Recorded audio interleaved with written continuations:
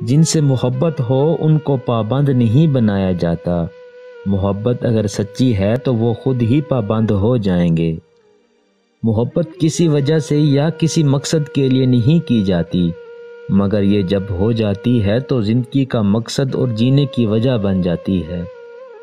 روٹنے اور منانے کا عمل رک جائے تو محبت کو زنگ لگ جاتا ہے۔ محبت اور پیار دو ایسی چیزیں ہیں جو قیمتی بھی ہیں اور سستے بھی۔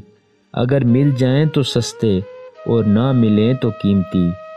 کوئی شیشہ انسان کی اتنی حقیقی تصویر پیش نہیں کر سکتا جتنا اس کی گفتگو پیش کرتی ہے۔